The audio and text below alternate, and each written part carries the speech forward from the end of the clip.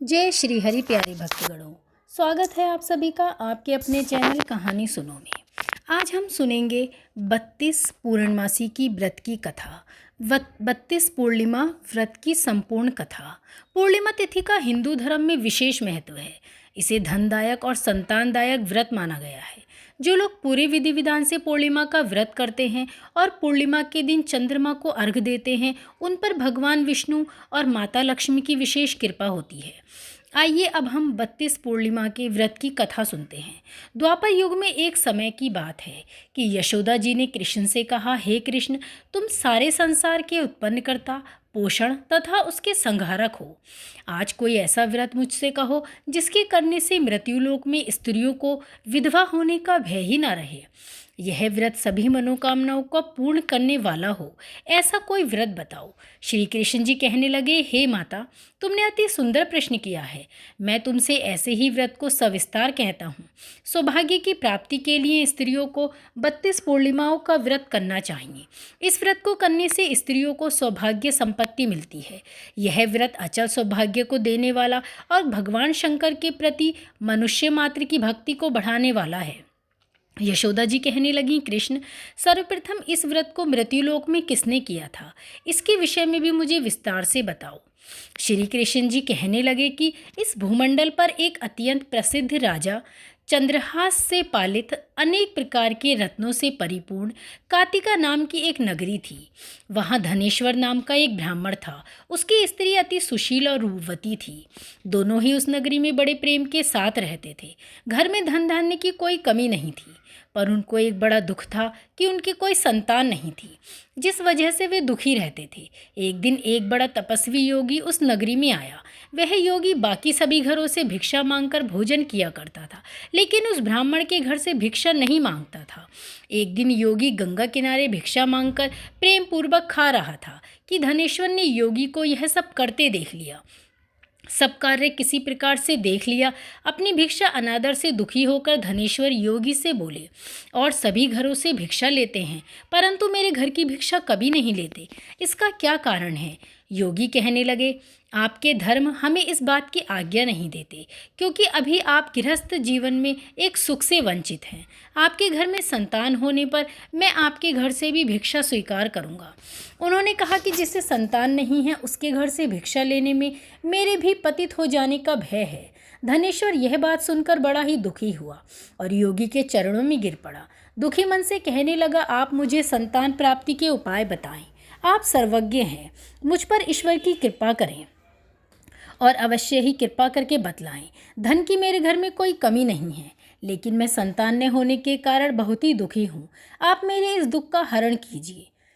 यह सुनकर योगी कहने लगे, तुम चंडी की आराधना करो। घर पहुंचकर उन्होंने यह सारी बात अपनी पत्नी को बताई और खुद वन में चले गए। वन में पहुंचकर उन्होंने चंडी की आराधना की और उपवास किया।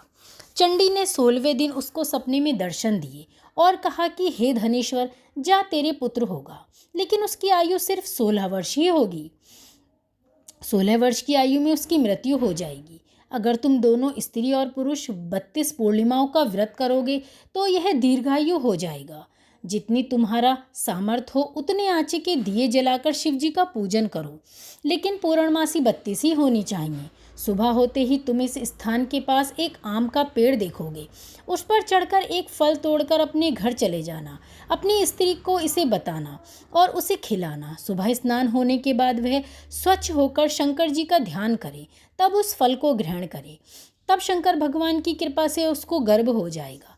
जब ब्राह्मण सुबह उठा तो उसे उस स्थान पर एक आम का पेड़ दिखा। वह फल तोड़ने के लिए उस पर चढ़ न पाया। यह देखकर उसे बड़ी चिंता हुई। उसने भगवान गणेश की उपासना की और कहा, हे दयानिधे, अपने भक्तों के विघ्नों का नाश करने वाले, उनके मंगल कार्य को सिद्ध करने वाले, आप मुझे इतना बल दें, मैं अपनी मनोकामना को पूर्ण कर सकूं। इसके बाद वह पेड़ से फल तोड़कर अपनी पत्नी के पास पहुँचे। उसकी पत्नी ने अपने पति के कहे अनुसार इस फल को खा लिया और वह गर्भवती भी हो गई। देवी की कृपा से उसे सुंदर पुत्र पैदा हुआ। उन्होंने उसका नाम देवीदास रखा। माता पिता के हर्ष के साथ वह बालक बढ़ने लगा। भगवान की कृपा से बालक सुबह बहुत ही बालक सुंदर था, सुशील और पढ़ाई में भी निपुण था। दुर्गा जी के कथन अनुसार उसकी माता ने 32 पूर्णमासी का व्रत रखा। जैसे ही 16वां वर्ष लगा, दोनों पति पत्नी बहुत दुखी हुए, कहीं उनके पुत्र की मृत्यु न हो जाए। उन्होंने सोचा कि अगर उनके सामने यह सब हुआ तो वह कैसे देख पाएंगे। तभी उन्होंने देवीदास के मामा को बुलाया और 1 वर्ष के लिए देवीदास को काशी में पढ़ने के लिए भेज दिया। 1 वर्ष के बाद उसे वापस लेकर आ जाना। देवीदास अपने मामा के साथ एक घोड़े पर सवार होकर चल दिया। उसके मामा को भी यह सब बात पता नहीं थी। दोनों पति पत्नी ने 32 पूर्णमासी का व्रत को पूर्ण किया। दूसरी तरफ मामा और भांजा दोनों रात गुजारने के लिए रास्ते में एक गांव में रुके। उस दिन उस गांव में ब्राह्मण की कन्या का विवाह होने वाला था। जिस धर्मशाला में वर और बारात के बाकी लोग रुके थे, उसी धर्मशाला में देवीदास और उसके मामा ठहर गए। उधर कन्या को तेल आदि चढ़ने लगा और जब यह लगन का समय आया तो वर की तबीयत खराब हो गई और यह देख जिस धर्मशाला में वर और बाकी लोग रुके हुए थे, उसी धर्मशाला में देवीदास और उसके मामा ठहर गए। उधर कन्या को तेल आदि चढ़ने के बाद जब लगन का समय आया तो वर की तबीयत खराब हो गई।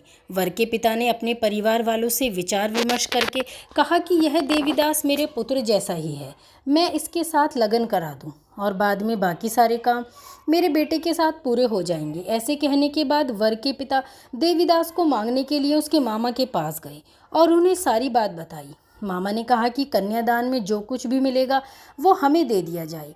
वर के पिता ने बात स्वीकार कर ली। इसके बाद देवीदास का विवाह कन्या के साथ संपन्न हुआ। इसके बाद वह अपनी पत्नी के साथ भोजन न कर सका और मन में विचार करने लगा कि न जाने यह किसकी पत्नी होगी। यह सोचकर उसकी आंखों में आंसू आ गए। तब वधू ने पूछा कि क्या बात है, आप उदास क्यों हैं? तब उसने सारी बातें अपनी पत्नी को बता दी। कन्या कहने लगी कि यह ब्रह्म विवाद के विपरीत है, आप ही मेरे पति हैं, मैं आपकी ही पत्नी रहूंगी, किसी अन्य की कभी नहीं। तब देवीदास ने कहा, ऐसा मत करिए क्योंकि मेरी आयु बहुत कम है, मेरी बात आपका क्या होगा। लेकिन उसकी पत्नी नहीं मानी और बोली, स्वामी आप भोजन कीजिए। दोनों रात में सोने के लिए चले गए। सुबह देवीदास ने पत्नी को 4 नगों से जड़ी एक अंगूठी दी और एक रुमाल दिया और बोला कि हे प्रिय, इसे लो और संकेत समझकर स्थिर चित्त हो जाओ। मेरे मरण और जीवन जानने के लिए एक पुष्प वाटिका बना लो, उसमें सुगंधित वाली एक नव मल्लिका लगा लो, उसको प्रतिदिन जल से सींचा करो और आनंद के साथ खेलो। जिस दिन और जिस समय मेरा प्राणांत होगा उस दिन यह फूल सूख जाएंगे। जब यह फिर से हरे हो जाएं तो जान लेना मैं जीवित हूँ। यह बात समझाकर वह वहाँ से चला गया। इसके बाद जब वर और बाकी बाराती मंडप में आए तो कन्या ने उसे देखकर कहा, ये मेरा पति नहीं है, मेरे पति वह हैं जिनके साथ रात मेरा विवाह हुआ था। इसके बाद मेरा विवाह नहीं हुआ है। अगर यही वही हैं तो बताएं कि मैंने इसे क्या दिया था। साथ ही कन्यादान के समय वो आभूषण मिले वो उन्हें दिखाएं। कन्या की यह सारी बात सुनकर वे कहने लगे, मैं यह सब नहीं जानता। इसके बाद सारी बारात अपमानित होकर लौट गई। भगवान कृष्ण बोले, हे माता, इस प्रकार देवीदास काशी चला गया। कुछ समय जब बीत गया तो एक सर्प ने उसको डसने के लिए वहां पहुंचा, लेकिन वह उसको काट नहीं पाया क्योंकि उसकी माता ने 32 पूर्णमासी का व्रत कर लिया था। इसके बाद खुद काल वहां पहुंचा। भगवान की कृपा से तभी वहां माता पार्वती और भगवान गणेश आ गए। देवीदास को मूर्छित दशा में देखकर माता पार्वती ने भगवान शिव से प्रार्थना की, महाराज, इस बालक की माता ने पहले ही 32 पूर्णिमा का व्रत कर लिया है, आप इसको प्राण दें। भगवान शिव ने माता पार्वती के कहने पर उसे प्राण दिए। उधर उसकी पत्नी उसके काल की प्रतीक्षा कर रही थी। उसकी पत्नी ने जाकर देखा कि पुष्प और पत्र दोनों ही नहीं हैं, तो उसको बहुत आश्चर्य हुआ और जब उसने देखा कि पुष्प वाटिका फिर से हरी हो गई है तो वह समझ गई कि उसका पति जिंदा है। इसके बाद वह बहुत ही प्रसन्न होकर अपने पिता से कहने लगी, मेरे पति जीवित हैं, उनको ढूंढिए। जब 16वां वर्ष व्यतीत हो गया तो देवीदास भी अपनी मामा के साथ काशी चल दिया। इधर उसकी पत्नी के परिवार वाले उन्हें ढूंढने के लिए जा रहे थे कि उन्होंने देवीदास और उसके मामा को देखा। उसको देखकर उसके ससुर बहुत प्रसन्न हुए और उसे अपने घर ले आए, बहुत सा धन देकर विदा किया। उसके ससुर ने भी उसे बहुत धन दिया और खुश हुए। जब वह अपने घर की तरफ चल रहा था तो उसके माता पिता को लोगों ने खबर दी, तुम्हारा पुत्र देवीदास अपनी पत्नी और मामा के साथ आ रहा है।